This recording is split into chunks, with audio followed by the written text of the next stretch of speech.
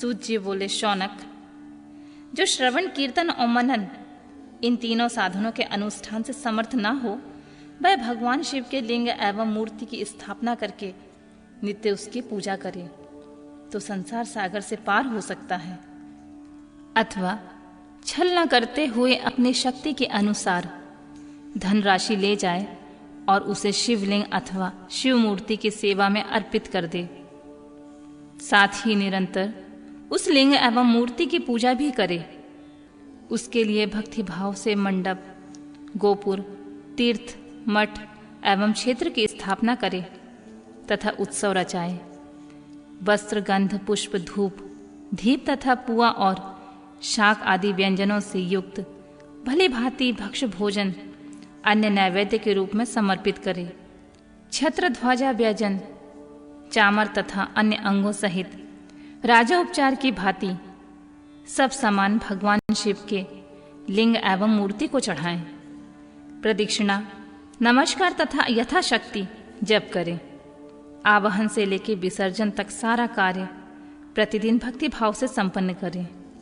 इस प्रकार शिवलिंग अथवा मूर्ति से भगवान शंकर की पूजा करने वाला पुरुष श्रवण आदि साधनों का अनुष्ठान ना करे तो भी भगवान शिव की प्रसन्नता से सिद्धि प्राप्त कर लेता है।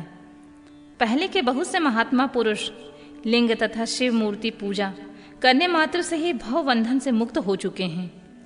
ऋषियों ने पूछा, मूर्ति में ही सर्वत्र देवताओं की पूजा होती है, परंतु भगवान शिव की पूजा सब जगह मूर्ति में और लिंग में क्यों की जाती है? सूत जी ने कहा, मुनीश्वरों, तुम्हारा यह प्रश्न तो बड़ा ही पवित्र एवं अत्यंत अद्भुत है। इस विषय में महादेव जी ही वक्ता हो सकते हैं। दूसरा कोई पुरुष कभी कहीं भी इसका प्रतिपादन नहीं कर सकता है। इस प्रश्न का समाधान के लिए भगवान शिव ने जो कुछ कहा है उसे मैंने गुरु के मुख से जिस प्रकार सुना है उसी तरह क्रमशः वर्णन करूंगा। एकमात्र भगवान शिव ही ब्रह्म रूप होने के कारण निराकार कहे गए हैं। रूपवान होने के कारण उन्हें सकल भी कहा गया है, इसलिए वे सकल और निराकार दोनों हैं। शिव के निराकार होने के कारण ही उनकी पूजा का आधारभूत लिंग भी निराकार ही प्राप्त हुआ है, अर्थात शिवलिंग शिव के निराकार स्वरूप का प्रतीक है। इसी तरह शिव के सकल या साकार होने के कारण उनकी पूजा का आधारभूत विग्रह साकार प्राप्त होता है, अर्थात शिव का साकार विग्रह उनके साकार स्वरूप का प्रतीक होता है। सकल और अकल समस्त अंग आकार सहित साकार और अंग आकार में सर्वथा रहित निराकार रूप होने से वे ब्रह्म शब्द से कहे जाने वाले परमात्मा हैं। यही कारण है कि सब लोग लिंग और मूर्ति दोनों में ही सदा भगवान शिव की पूजा करते हैं। शिव से भिन्न जो दूसरे दूसरे देवता हैं वे साक्षात ब्रह्मा नहीं हैं, इसलिए कहीं भी उनके लिए निराकार लिंग नहीं उपलब्ध होता है। पूर्व काल में बुद्धिमान ब्रह्मपुत्र सनत कुमार मुनि ने मदरांचल नंदिकेश्वर से इसी तरह का प्रश्न किया था। भगवान शिव से भिन्न जो देवता हैं उन सबकी पूजा के लिए सर्वत्र प्रायः वेर मात्र से ही संख्या में देखा और सुना जाता है। केवल भगवान शिव की पूजा में लिंग और वेर दोनों को उपयोग देखने में आता है।